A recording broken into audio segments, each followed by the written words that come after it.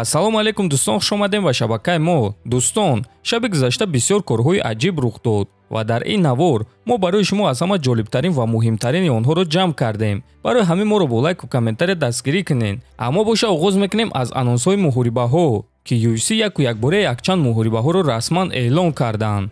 муҳорибаи рейтингӣ дар вазни нимёна байни панҷум рақами рейтинг Гилберт Бёрнс бо рекорди 25 ва 12-ум рақами рейтинг Нил Мегни бо рекорди 27-9 рӯзи 21 январ дар Бразилия дар турнири UFC 283. муҳорибаи рейтингӣ дар вазни миёна байни 11-ум рақами рейтинг Келвин Гастеллон бо рекорди 16-8 ва 12-ум рақами рейтинг Насруддин Имавов бо рекорди 12-3 рӯзи 14 январ дар Лас Вегас дар турнири UFC Fight Night. муҳориба дар вазни сабук байни Дрю Добер бо рекорди 25-11 ва Боби Грин бо рекорди 29-13 рӯзи 17 декабр дар турнири UFC Fight Night.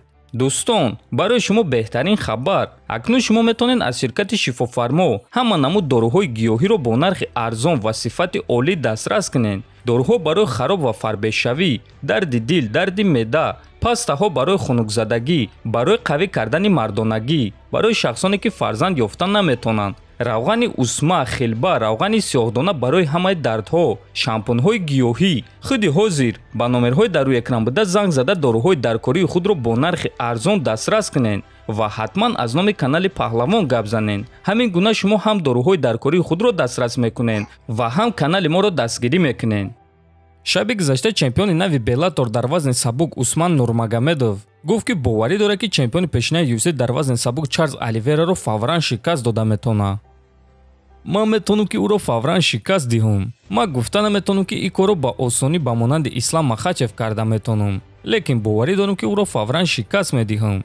фикр мекунам ки стили ман ва стили Ислам Махачев фарқ мекунад ва ман боварӣ надорам ки Чарлз Оливера ба ман проблема сохта метавонад. шахсе ки қариб аз ҳар як зарба меафта ба ту проблема сохта наметавонад, гуфтааст Нурмагомедов.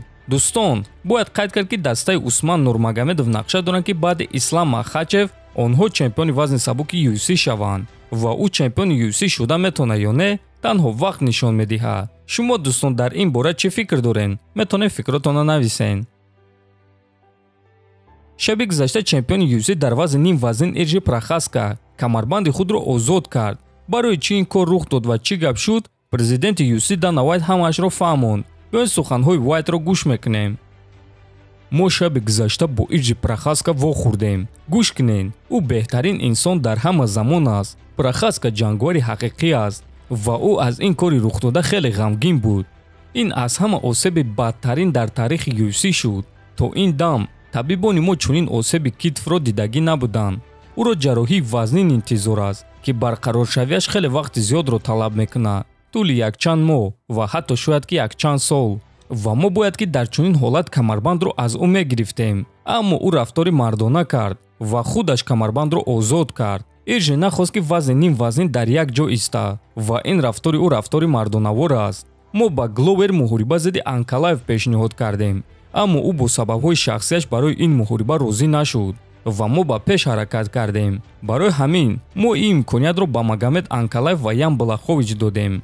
ин муҳорибаи беҳтарин мешавад ва акнун онҳо барои камарбанд меҷанганд, гуфтааст Вайт. хотиррасон мекунем ки турнири UFC 282 аллакай рӯзи 10 декабр баргузор мегардад ва дар ин турнир бояд ки Ирҷи Прохаска бо Гловер Тейшера реванш мегузаронданд. Магомед Анкалаев боша бо Ян Блахович муҳорибаи рейтингӣ. акнун муҳорибаи Прохаска ва Тейшера қатъ шуд. Анкалаев ва Блахович боша барои камарбанд меҷанганд. гуфта мешавад ки орзуи деринаи Анкалаев амалӣ гардид. ва дӯстон бояд гуфт ки дар ҳақиқат ӯ сазовори муҳорибаи унвонӣ аст ва акнун ба ӯ чунин имкониятро доданд. реаксияи чемпиони вазни сабуки UFC Ислам Махачев дар ин муҳорибаи унвонӣ чунин буд. ба наздикӣ боз як камарбанди дигар меояд, навиштааст Махачев. ва дӯстон, агар ки Магомед Анкалаев дар ин муҳориба ғолиб шуда чемпион шавад, пас ӯ сеюмин чемпиони UFC аз Догистон мешавад. худи Ирҷи Прохаска аз мухлисон, ташкилот ва рақиби худ Гловер Тейшера бахшиш пурсид. Магомед Анкалаев ва Ян Блаховичро барои имконияти муҳорибаи унвонӣ пайдо кардан табрик кард ва гуфт ки ҳамин ки худро барқарор кунад, пас ба сари камарбанди худ меояд ва барои ӯ фарқ надорад ки ҳамон вақт ки чемпион мемонад. мо боша ба Ирҷи саломатӣ хоҳонем ва дар ҳамин ҷо дӯстон навор ба анҷом мерасад. фикру ақидотатонро нависен, ҳатман дар канали мо обуна шавен то боздид хонободу сарбаланд бошен.